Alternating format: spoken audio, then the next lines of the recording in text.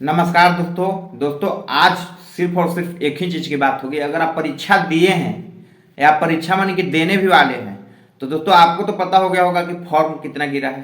तो फॉर्म गिरने के अनुसार डीएलएड की कटअप इस बार कितनी जाएगी, वो भी प्राइवेट कॉलेजेस की। सरकारी कॉलेजेस की तो बात ही अलग है। इस बार प्राइवेट कॉलेजेस की कटअप कितनी जाएगी एंड बिहार में प्राइवेट कॉलेजेस की संख्या कितनी है उसी के अनुसार तो कटअप जाएगी। और इस बार जो बच्चे हैं 8 लाख के करीब 6 लाख के करीब फॉर्म अप्लाई हुआ है, 6,81,000 के करीब। तो आप लोग समझने की कोशिश करिए कि आपको हम यही जानकारी देंगे कि एससी एसटी ओबीसी लड़की यानी कि ये सबको कटअप इस बार कितना जाने वाला है पिछला बार के अनुसार।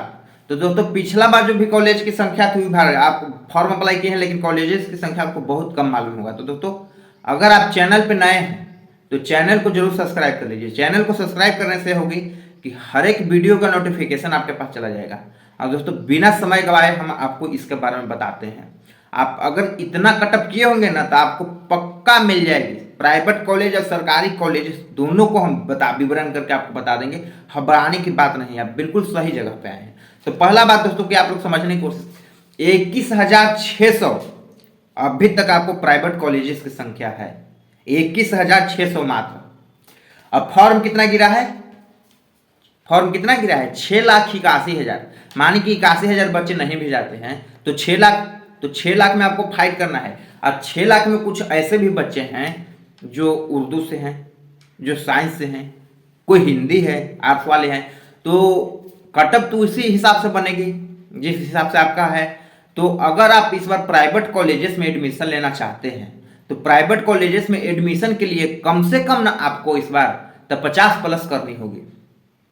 50 प्लस, तो 50 प्लस अगर आप जनरल से हैं दोस्तों तो आपको यहां पर 55 चाहिए प्राइवेट कॉलेजेस में एडमिशन के लिए, कम से कम तो 55। इसको से ज्यादा कटअप भी नहीं जाएगा क्योंकि क्या होता है कि इस बार पिछला बार भी जो 21,600 हम बोल रहे हैं तो पिछला बार 600 सीट बढ़ा हुआ था। तो इस बार भी हो सके तो बढ़ जाए तो 600 या 1,000 फिर बढ़ जाता है तो 22,600 हो जाएगा। अब पूरा बिहार के है तो समझ जाइए डिस्ट्रिक्ट बाई डिस्ट्रिक्ट ऐसे होता है। और सरकारी कॉलेजेस भी तो सरकारी कॉलेजेस की जो संख्या है 9,100 अभी आपका है। तो अगर 9,100 में से 900 अब बढ़ जाए तो 10,000 हो जाएगा। तो 10 और 21, 10 और 22 कितना हो गया? 10 और 22 हो जाता है 32। तो 32,000 बच्चों को इस बार नामांकन होगी। और कहाँ से आप लोग कितना फॉर्म अप्लाई हुआ है डीएलएड का? 6 लाख। तो 6 लाख में से कुछ ऐसे भी बच्चे होंगे जिनको कुछ नहीं आता होंगे ना, कोई ऐसे भी होंगे जो मेहनत किए हैं। तो सारा चीज को देखते हुए कोई ऐसा भी होंगे जिनका कोई एक सब्जेक्ट अच्छा होगा तो उसी में वो, तो सारा चीज को देखते हुए मतलब कि इस बार जो कटअप आपकी बनेगी प्राइवेट कॉलेजेस की जो कटअप बनेगी वो 55 बनेगी। ओबीसी अगर आप हैं, जनरल अगर आप हैं तो 55 पक्की है।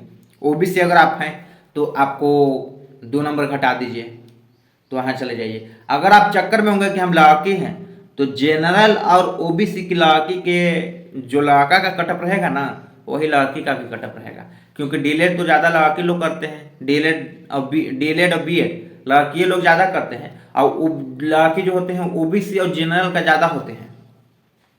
तो समझने की कोशिश करिए, कटअप अगर आप इतना करते हैं, अगर आप एग्जाम देने जा रहे हैं तो भी आप इस बात को ध्यान में रखिएगा कि हमको 55 प्लस करना है। 55 प्लस करने के बाद ही सरकारी कॉलेजेस मिलेगी, वरना प्राइवेट कॉलेजेस मिलेगी, वरना नहीं करेगी। अब सरकारी कॉलेजेस कितना पे मिलेगी? तो सरकारी कॉलेजेस की जब बात आती है तो आपको सरकारी कॉलेजेस के लिए 90 करना पड़ेगा इस बार। 90। एससी एसटी को कुछ छूट मिलेगी यहाँ पर। एससी एसटी अगर 50 से थोड़ा सा नीचे भी रहते हैं तो उनको प्राइवेट कॉलेजेस आसानी से मिल जाएगी। प्राइवेट कॉलेजेस उनको आसानी से मिल जाएगी। लेकिन एससी एसटी वाले और सभी लोग तो एससी एसटी वाले हैं नहीं। तो ये सब बहुत सारी बात है। एक चीज और आपको देंगे, जानकारी दे देंगे, अगर आप एग्जाम देने जा रहे हैं तो आप पहला नंबर पर हिंदी बनाइएगा, दूसरा पे साइंस बनाइएगा, तीसरा पे इंग्लिश बनाइएगा, चौथा पे जीके जीएस, और पांचवा पे आप रीजनिंग और लास्ट में मैथ बनाइएगा ना तो आप पगला जाइएगा। ये हिसाब ले लीजिए। कोना में आपका रहता है नंबर अथी घड़ी का टाइम वो देखते रहना है।